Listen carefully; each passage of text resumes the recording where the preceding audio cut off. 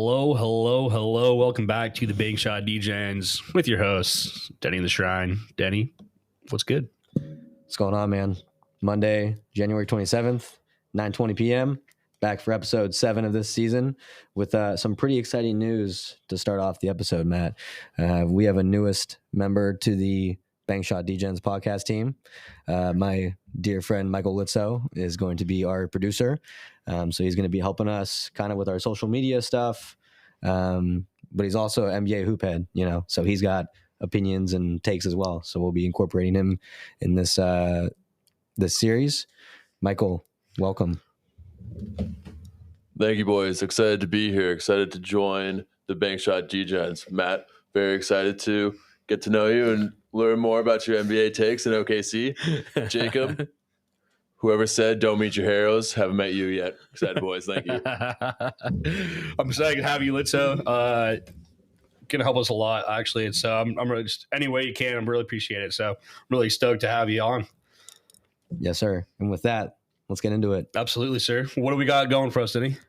A lot of stuff going on right now. All-Star Weekend is coming up soon enough next month. Starters will be announced, so we're going to talk about those. We just had a couple of games over in Paris. We want to talk NBA viewership. That's a pretty big topic going on right now in the league. And then we're also going to talk NBA rookie ladder. Things are kind of heating up right now in that rookie race, approaching about the halfway mark of the season. It's time to start making those predictions and talking ladders. Yeah. There's some good rookies out there. First off, got to do the tradition. Sorry, I don't have a shot glass out here for you right now, Litzo, but going forward, you will be part of the tradition as well. We're taking a shot for the Seattle Supersonics, as we always do, Big Shot DJs, until the great association brings back the Seattle Supersonics. Our boys deserve a chance back. As you can see, there's 3 guys here in the Pacific Northwest. I just absolutely fucking love ball, and we need an NBA team here so goddamn bad. People in Seattle love it. People in the NBA love it. I was just actually at a Bucks game like the other week, and I was not the only one wearing a Supersonics jersey there in Milwaukee, in buttfuck nowhere. So bring back the Supersonics and shots for them, baby. Yes, sir. Bring it back. Absolutely.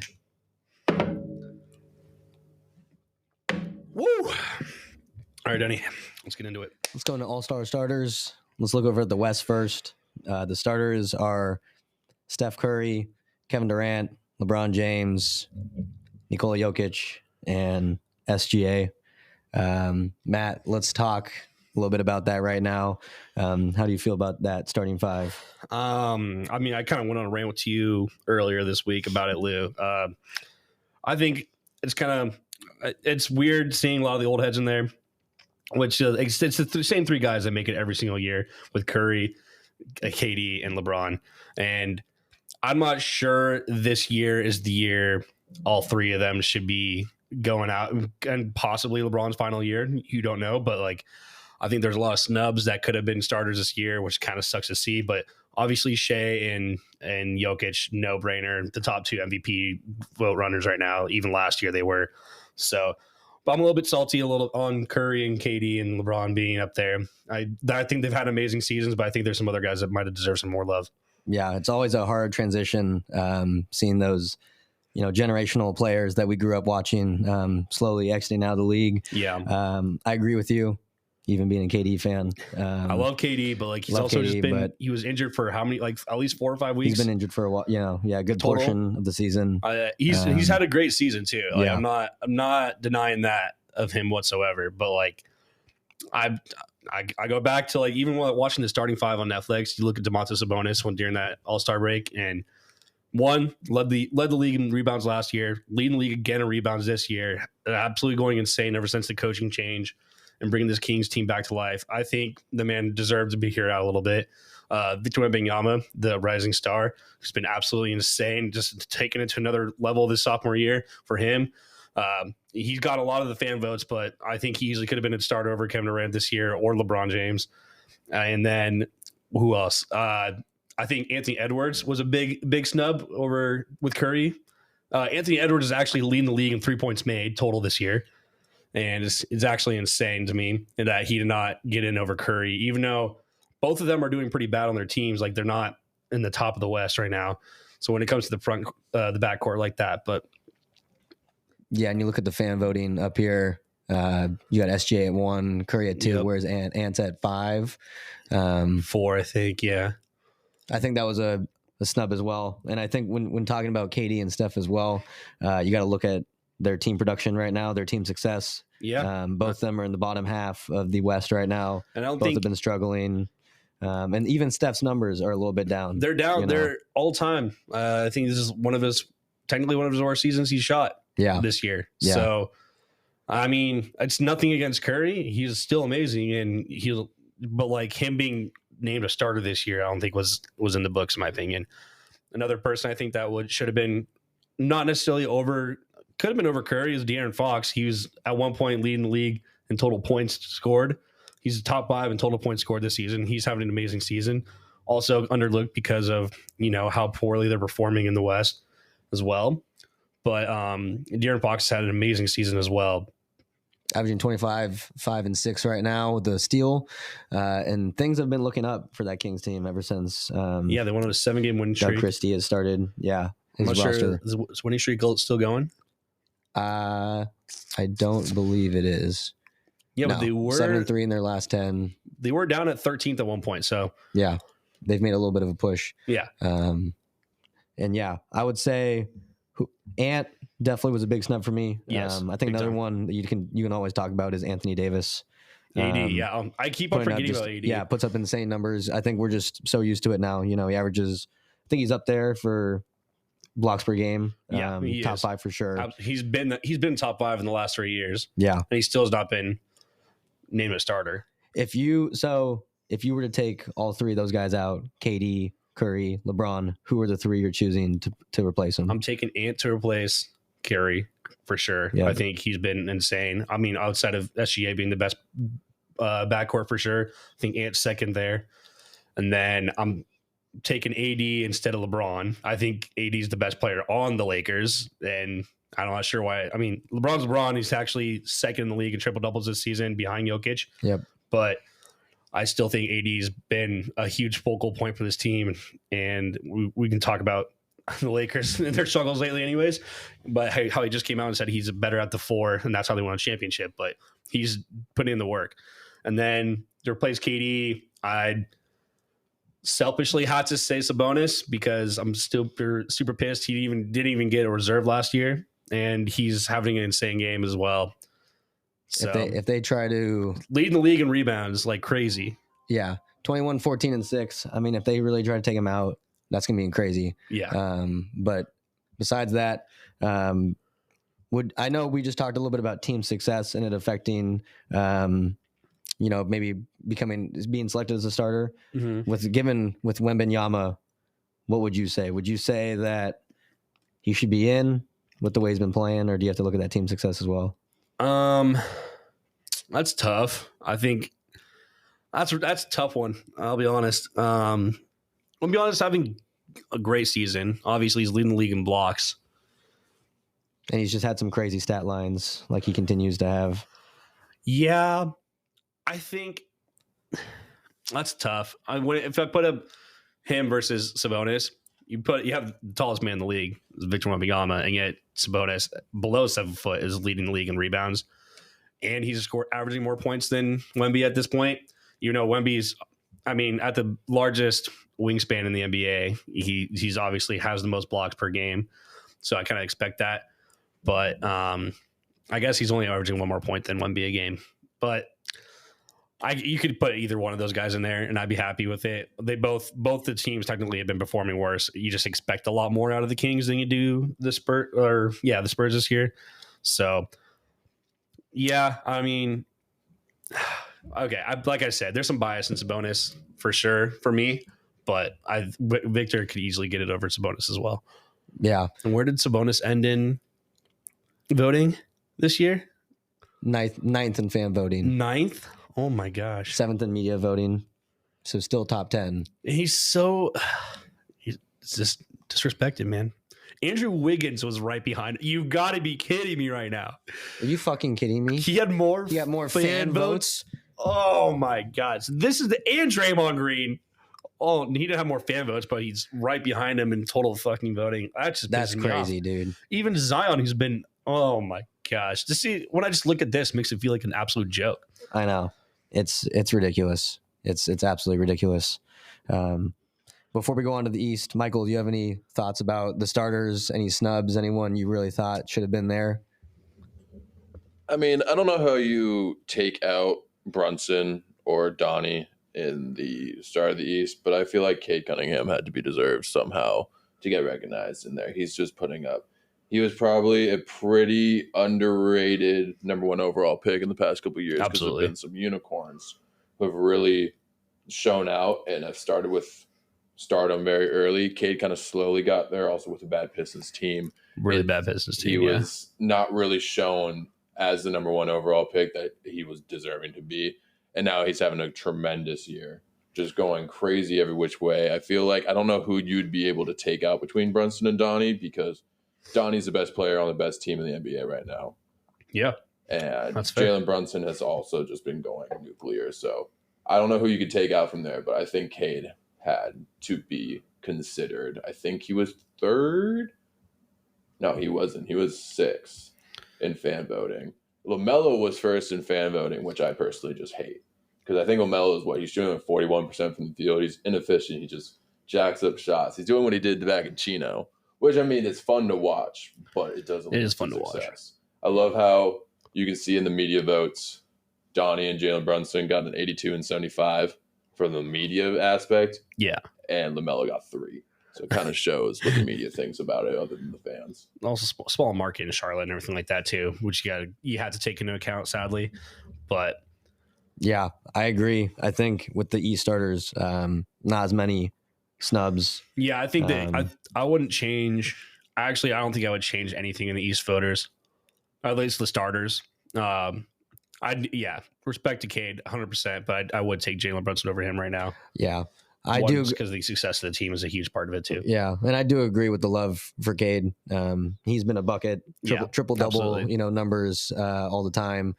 Just battled injuries at the start, but you look at this Pistons team right now. I'm pretty sure they're 6th right now in the East. Yep. Which is just a crazy finish from last year. And then you look at the other guys. You have Giannis in there, Cat, and who am I missing? It's Brunson. Oh, Tatum. How do you feel about Tatum being in there? He deserves it still. He's been top 5 in the MVP ladder as well. But he deserves it. He's been doing good. I mean, the Celtics have had their struggles lately, but it's totally fine. Yeah. And I think this is back-to-back years now that there's been 2 Knicks that have been starters. Mm-hmm. Brunson and Randall last year, and now Brunson and Cat this year.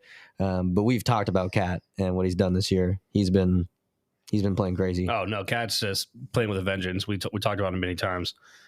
Just kind of pissed off about that whole Minnesota trade in the first place. And now we talked about it. We brought it up many times about who won that trade in the first place. Yeah. No respect to Julius Randle, but Cat's going off. Yeah. He's deadly from anywhere on the court right now. So yeah, he's making that Knicks team look scary right now. Yeah, absolutely. Before we wrap up All-Star stuff for now, I want to talk a little bit about the new format. The new All-Star game format. For those who don't know, it's now a 4-team format where they're going to, I believe they're just going to draft players. Yep. The 4 coaches, who is it's Kenny. And Mark Dagnall is one of them. Is Mark Dagnall one of them? Yep. Okay. For being the best team in the West. Oh, yep. And then best team in the East, the Cavs head coach. Yeah. This is a similar change that they made to the rookie sophomore challenge, kind of the Rising Stars challenge. Yep. Given how that went last year, how do you feel about this new format of the 4-team? I'm excited. I think Rising Stars has always been actually my favorite of the NBA All-Star Weekend, because honestly, the All-Star games just kind of looked like shit the last few years anyways, especially when you have Dame pulling up from half court like half the game. But I'm actually really excited because the Rising Stars, they have nothing to lose. They're really trying to showcase themselves out there.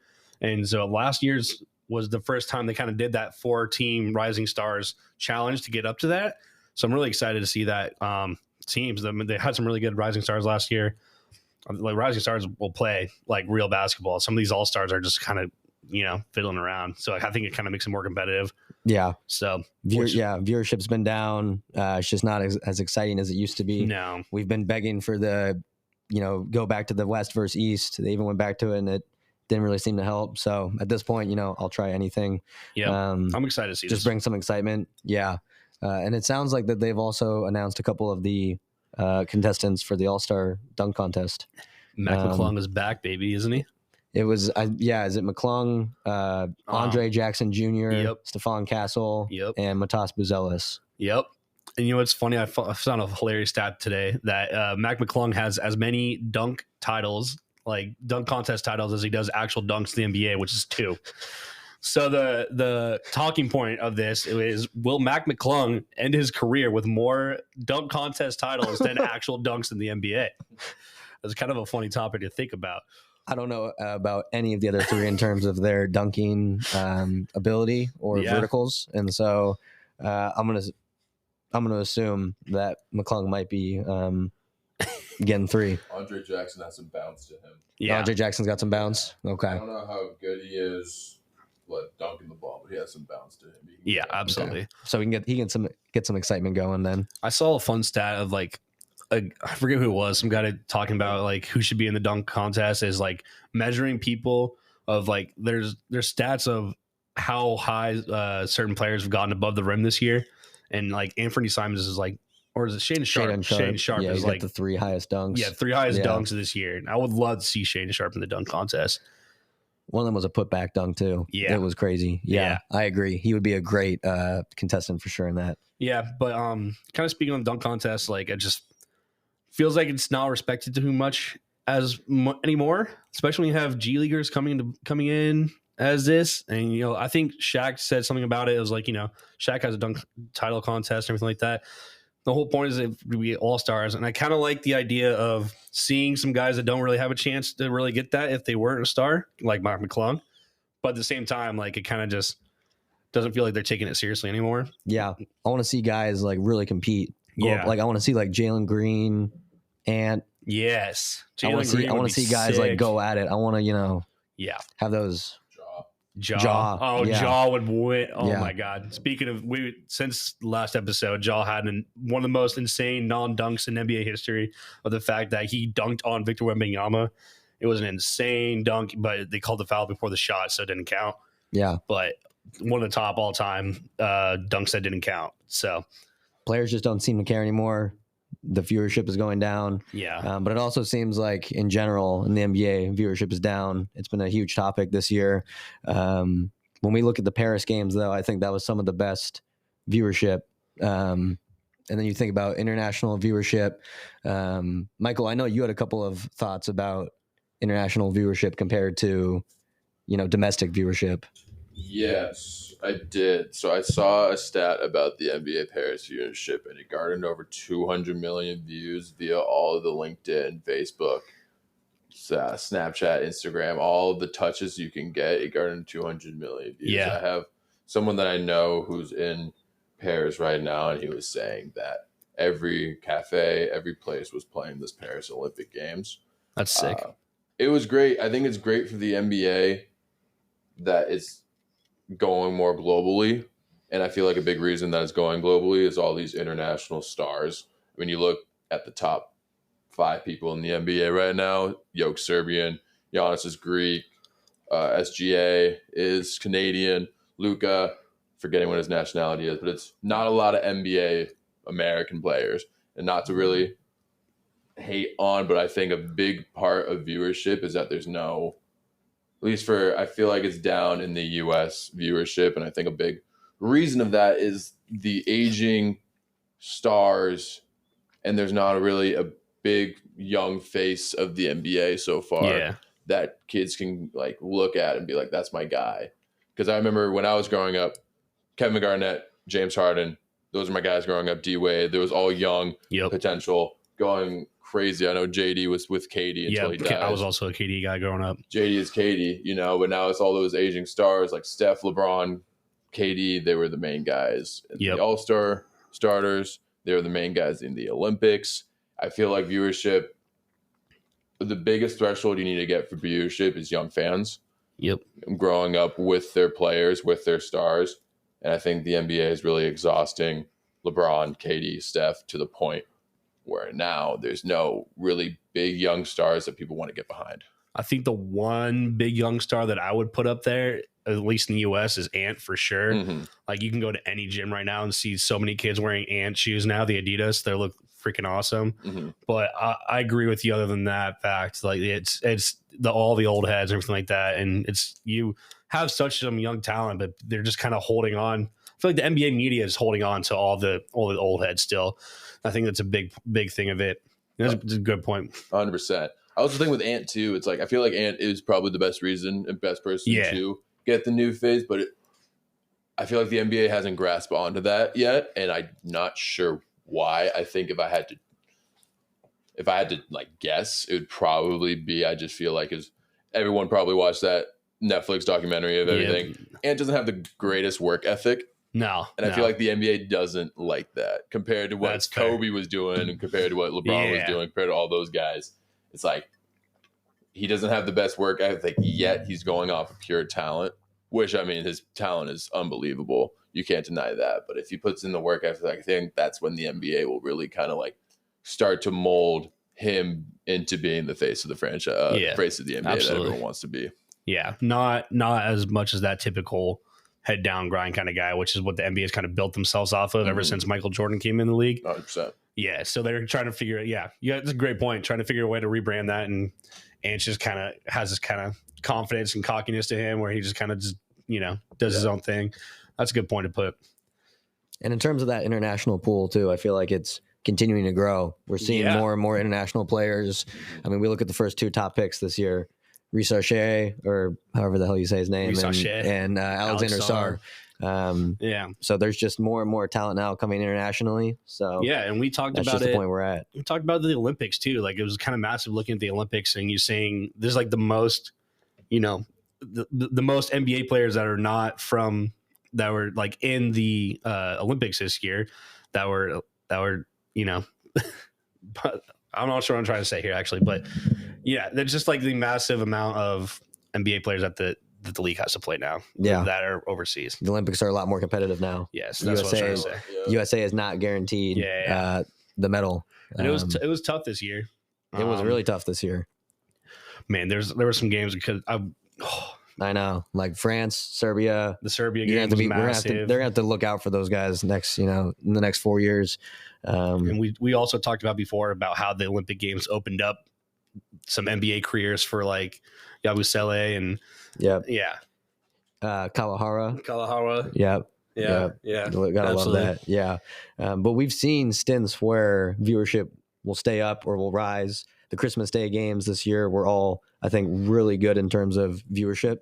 So the question is, how can the NBA sustain that viewership for a full season? That's a good question. Kind of go off Blitzo's idea, man, of just kind of switching your brand view in general. Is I think they're holding on to what was successful in the past, and I think they just need to look at a different angle.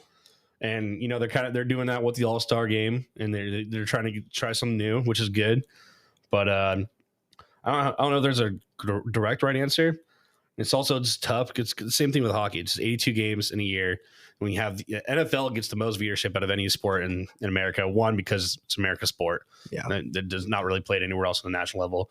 And that's what even LeBron on Christmas Day comes out. He's like, "Sorry, NFL, like Christmas is our day." And it technically wasn't true. NFL actually blew him out of the water viewership, even though this was a good viewership year for the NBA, the Christmas Day. But I kind of going with Litzo, just rebranding and kind of getting the young stars, the young fandoms back, because it was like he said, just us growing up, it was like fun to watch those young guys, all the people that we like picked when we were younger, and it's just not the same anymore, and a lot of people are just grasping onto like. It's weird. Like we talk about the difference in generations of when you say the word mellow, who you think of. Mm-hmm. It's kind of a weird thing for sure. We think Carmelo Anthony, the best, the OG Mellow. Then, Mellow. You ask any kid under, 15 years old, they're saying LaMelo Ball. So, it's a generational thing for sure. I think it's kind of going off Litzo's head, just different branding. Mm-hmm. And do you think the league would benefit? Do you think they would ever consider shortening the season? Or do you think that they'll try to keep it with the 82 games? I don't think you need to change the 82 games. I think like one thing they try to combat with that obviously was the NBA Cup. In between is what trying to get viewership earlier on this season, because I think that's what's so tough is October is like one of the busiest sports seasons like all year. And so, they start in October, and then the NHL is starting. You have the middle of the season for the NFL and everything like that. So it's kind of just a tough time to start, but I'm not sure if I would change it necessarily. Yeah. I don't, you got to play 82 games, especially the NBA. I think it's just different, but. And I know that the NBA Cup viewership is down this year. I think it was down like 10%.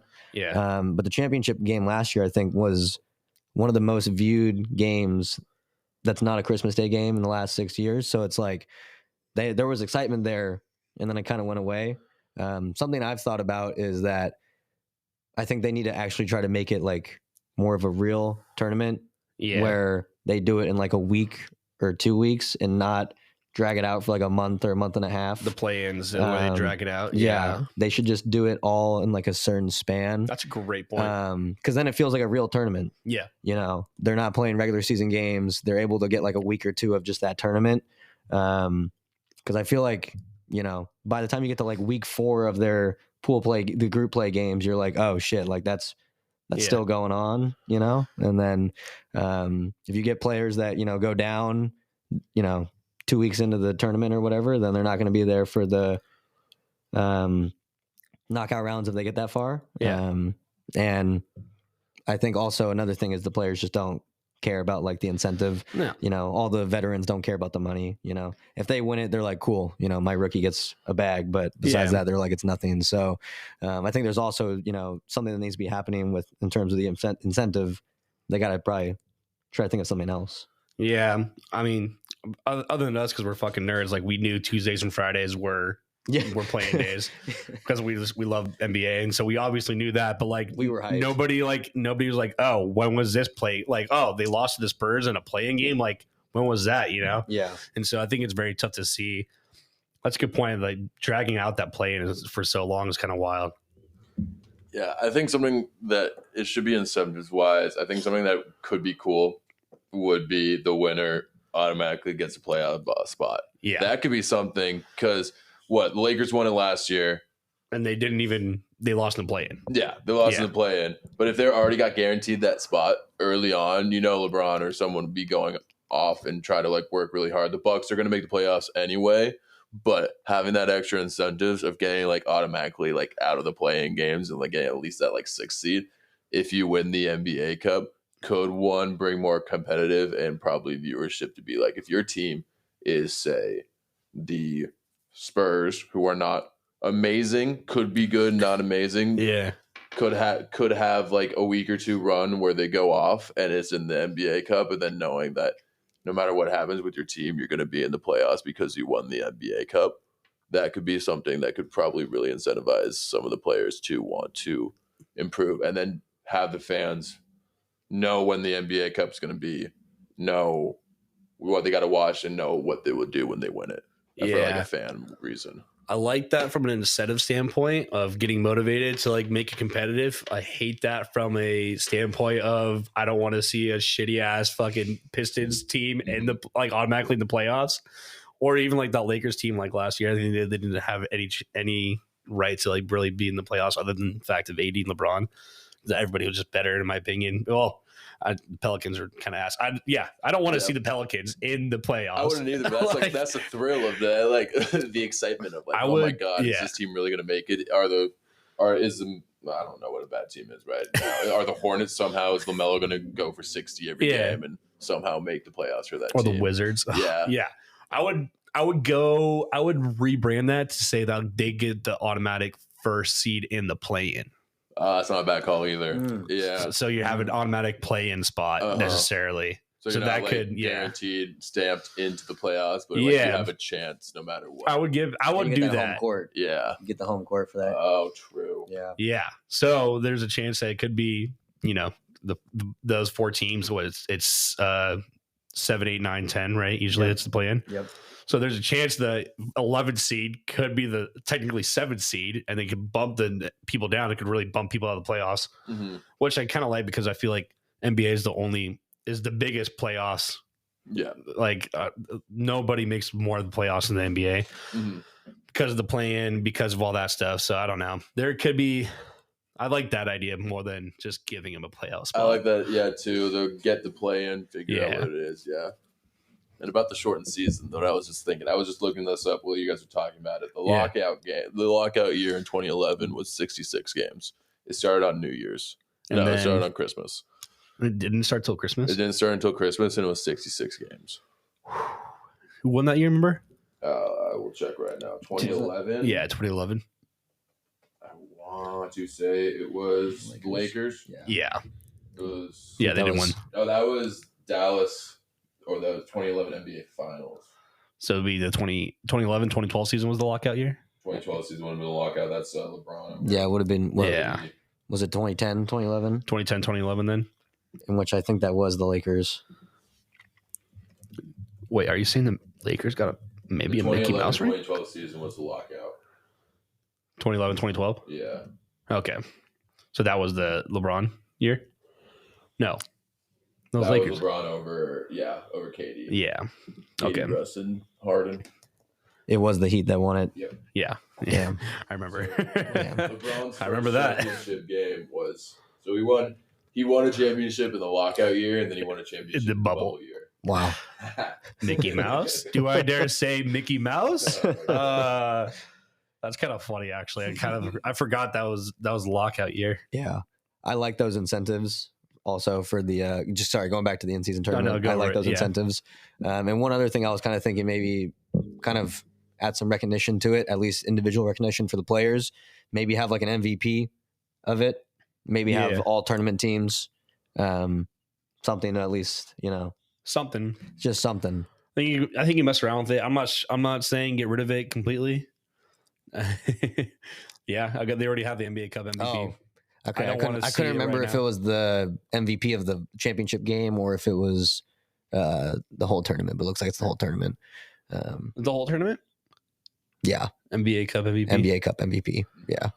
So, I guess they already have that then. I am wearing a Bucks hat right now, but maybe, I hate seeing that. Yeah, maybe add some all-tournament teams, but besides that, they just got to figure out something to make it more exciting. They just play around with it. I think I like your point. The biggest thing is just the play in. It's so dragged out, and the courts are fucking awful, which people make fun of all the time. But I think that's the biggest part of it is that the play in is so dragged out. So that when the actual like tournament style comes, it's like, oh, no one really cares. Shit. Yeah. It's like the first week of playing, you're like hyped, like, oh yeah, NBA Cup time, and then like everybody forgets by week 2 or 3. It's like. It goes like 4 or 5 weeks that group play. It goes for a whole month and a month and a week. Yeah. And then the knockout rounds get good, but it's like it needs to be that good the whole time. And then, also just like because the in tournament part does not affect your record, but the play in affects your record. So you're playing, if you do good, you're playing 3 or 4 extra games than the rest of the NBA. It matters when it comes to injury too. So I think they need to figure that out. Right. Because like the NBA Cup loss did not go on OKC's record at all. Some people complain about, but it doesn't matter. So they were still on that win streak. But yeah, you could go the same thing and say, oh, the Cavs didn't even make it to the NBA Cup. I'm not really sure they made it into the playoff, did they? Oh, they lost to the Hawks, didn't they? Yeah. Yeah. So like, yeah, they also lost a game, so that should have been against their record too. Yeah. But anyways. Yeah, there's a lot of playing around to do with the NBA Cup, which they did it to try to get viewership. And I think I don't know the definitive numbers on this, but I do think the NBA Cup helped NBA viewership at least for that early in the season. Yeah, for sure. Maybe it's not the same not as big as they wanted, but I think it's helped to get early season viewership up. Yeah, and like what we talked about, last the championship last year, the first season, it was one of the most viewed games in the past 6 years. And then you look at the viewership this year, and I think it was down 10%. Yeah. So they just got to do something to just keep it interesting, keep it high energy. Yeah, I do think that goes back to a little bit of what Litzo said about just it was LeBron in the cup. They're definitely branding the hell out of LeBron being in the cup. I'm not sure how well their branding was this year necessarily, but I don't know. Yeah. We'll see. Crazy. Yeah. Well, let's finish up tonight's episode talking rookie ladder. Been a lot of exciting things going on with these rookies. I think me and Matt are pretty aligned on who we want to be the rookie of the year. I know he's currently not first in the rookie ladder. I believe he's third. But let's just go ahead and talk about him first, and that's our boy Jalen Wells. Yeah, currently third in the rookie ladder, which is absolute bullshit, in my opinion. He's amazing. He's pretty much starting for this Grizzlies team that's so deep on them, and he's lights out from three right now. He's what, doing 48% from three right now? Yeah, I believe he's been knocked down. Yeah, 38%, 38.8%, and that's like leading other than his counterpart Zach Edey, 38.9, but he's played a lot more games than him, a lot more free throw attempts. He leads in 3-point attempts right now for all rookies at 5.1. So yeah, and we've seen some big games from him. We've talked about how, he's starting and playing well on a top team right now in the West. I think something you and I talked about it, kind of underrated about him is his defense. Yeah, absolutely. He's getting down there. It reminds me exactly of the Arizona game last year when he gets down there and like on the inbound, he's down there on the inbound. He's been showing that in the NBA as well. Yep. Of, just pressing full court rather than just waiting for them to get back. And I feel like a lot of the NBA these days just kind of lacks that. So love the hustle. I think the one thing that kind of speaks to a funny thing about Jalen Wells is like he posts this, like on his Instagram, he posted the score and just the highlights every single game. And he's on the Grizzlies highlights every single game pretty much. He's a playmaker. He's out there, giving assists to Ja and just helping set picks and everything like that, and spreading the court so well for him. He's getting the hand on the ball early. He's not just like giving some sloppy defense out there. So I really love to see it. Yeah, he's playing great. And the team really has confidence in him. And so it's just great. He needs to just keep doing his thing, getting better and better, moving on in the season. But let's talk about other guys up there. Who else has stood out to you, Matt, in the rookie ladder? One person that had a very slow start but has really increased it, which I'm kind of happy with, Stephon Castle, who's number one technically in NBA's rookie ladder. He's been finally figuring it out. I think it just needed some time to adjust NBA, but he was one of my favorites going into the NBA draft this last year, and he's still showing it pretty well. Yeah, so he's been starting. He's getting solid minutes right now. I think he's becoming more comfortable on the floor. Him and Wemby are really figuring things out. Actually, when he's out on the floor with CP3 and Wemby, I feel like that's the best for him. Just being able to operate with those two really will help him. He's also a bigger guard. And I watched, I think, in that game against the Pacers, I think he had like McConnell on him for a little bit, and he was just taking him in the rack every time. His explosiveness, his ability to go downhill has been really solid. And another guy who I want to talk about just because they're up top in the ladder, Alex Sarr. I get that he's been putting up, 11.5 points per game, consistent numbers. But something that I know has been an issue with him that I've talked about is his efficiency. He's shooting 39% right now from the field. And as a center, you should not be shooting 39% from the field. So I get that, he's putting up numbers, but he's doing so in a non-efficient way right now. Yeah. And may I say that Jalen Wells' true shooting percentage right now is 57%. Only people above him is Yavesi Messi and Zach Edey. So all Dog Connect, excuse me, not Zach Edey. Well, Zach Edey as well. But Sarr's he had a very big struggle early on, and early on his game was just rebounding because he's a big guy. Yep. And especially on this Wizards team that's not very great. All you have to do is compete with Kuzma for those stats anyways. So I don't know. But and another player who I think is on the rise right now in the ladder is the rookie for the Miami Heat, Kel'el Ware. Yeah, he's been killing it. He has been given the minutes. He's now starting alongside Bam, and he's been averaging 15 and 10 with 2 blocks. And Michael picked him up in fantasy before either of us could get to him, and I'm very upset about that. I'm also very upset about it. I do not like that at all. I used all my ads. Shout out Yeta Stupe. Yeah. Oh, I'm so frustrated about that. But anyways, Kel'el Ware, I feel like he's up and coming right now. And it's a bright spot for a absolute shit show going on in Miami right now. Yeah. To say the least. Yeah, to say the least. An absolute shit show. Yeah. Out indefinitely now, suspended indefinitely. Jimmy Butler. If Can for they those just who don't fucking? know, I mean, we got 2 weeks until the deadline, so can they just hurry up and fucking trade him already? Yeah, this is yeah. Minnesota all over again. Yeah, seriously. He just when he doesn't get what he wants, he Pouts, sells pouts. $20 coffees. Yeah. Yeah. Early predictions for where he can get traded. A lot. I mean, possibly to your Suns. I see that happening. I'm not sure how much you want him right now or not, Denny. I know. I don't know. I think he'd 100% make your team better, but it really depends on who you lose there. Yeah. I don't know where I would send him right now. He wants to be on a competitive team. There's a lot of teams that is like kind of like their culture right now, and there's a lot of teams that are kind of culture focused right now on some things, and I don't think he's a good fit for a lot of those. Grizzlies, I like the Grizzlies.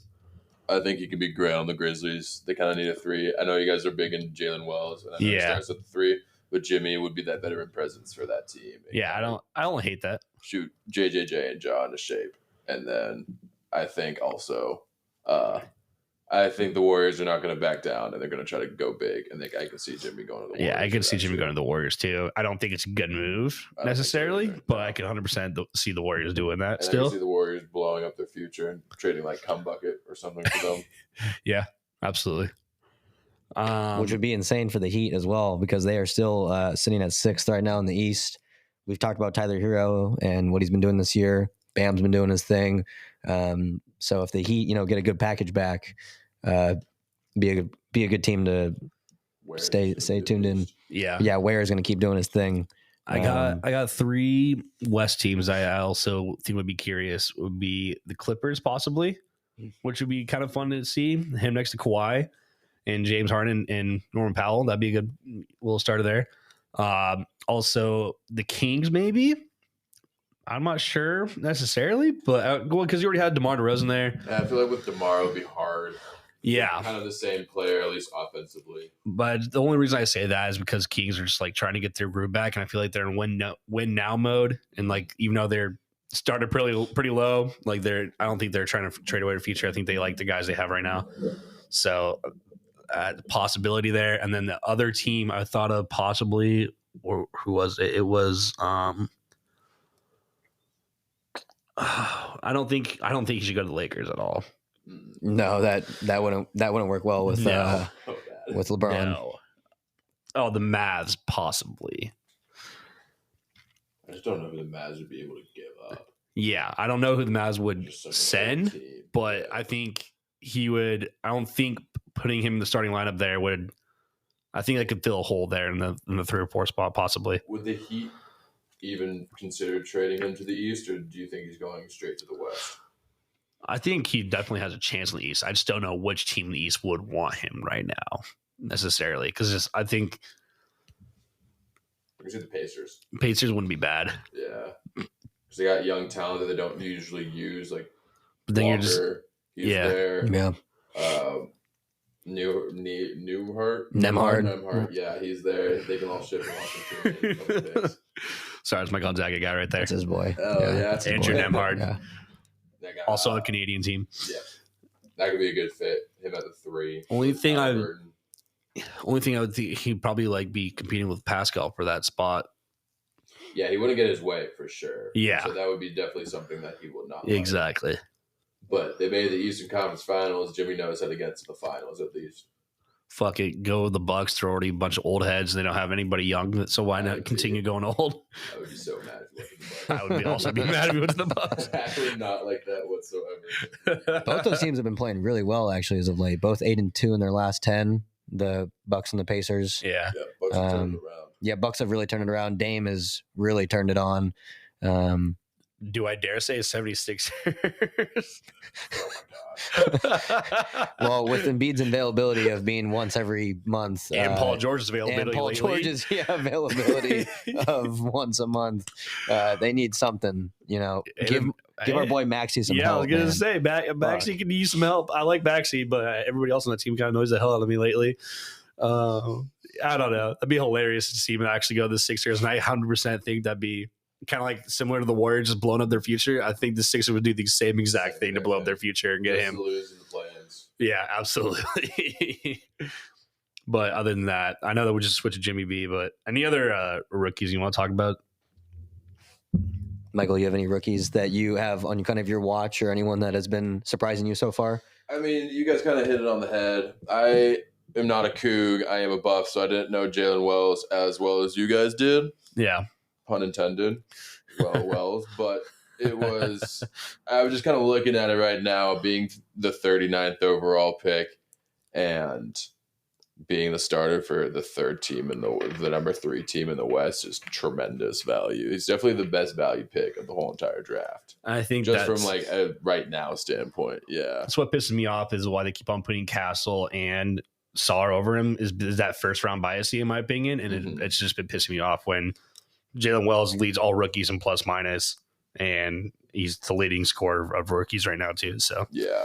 I mean, I got 3 Buffs drafted this year. Tristan da Silva. Tristan da Silva's doing the best. He was what I thought would be doing the best. He's on a Magic team that's just so underrated. I think the Magic are so good. Yeah, and we talked about it many times. Yeah. It's now that they're finally all getting healthy too. Yeah, because they were a surprise team. Yeah, it was like Paulo last year is what Kate is this year. Just the first overall pick that no one was talking about, and then they were like, "Oh yeah," we realized he's the first overall pick. For he's a beast. Yeah. But the Magic made a splash from the 5th seed last year. Yeah. So I'm not sure if the Pistons can do the same. Well, they're the 8th actually. I'm kind of surprised. They're doing well. I think Kate can carry them. Kate can carry them. And Asar Thompson is now healthy. Yeah, he's been playing well. He's nothing like his brother. He is nothing like his brother. Looks a lot alike. That was the best thing. That was Jabari Smith going down was the best thing for that Rockets team. Absolutely. Because they have now Unleashed, yeah. Amin Thompson. Yeah, was Amin drafted 5th or 4th? Which one was first? The Rockets one was first. Yeah, Amin was first. Amin was first. Great choice by them. It was like 2 picks. Was it pick outs? It was back to back. Yeah. He's a great fantasy guy too. Asher's great though. I still like Asher was better last year though. Weirdly enough. Mm-hmm. So I just don't think Amin got a lot of run last year. Yeah. But Asher was like leading rookies in rebounds last year at one point for a while. It was weird. I think Amin was hurt too. Yeah, that was when Victor. Yeah, I remember that stat. It was Asher was like they're all like the 10+ rebounders were all these centers, and then Asher Thompson. Yeah, exactly. But quick note: Tristan Silva fucked up the Cougs way too many times. I fucking hate Tristan Silva. God, dude, he was McKinley Wright. Shout out McKinley Wright if you ever listen to this. Shout out McKinley Wright, but the fourth.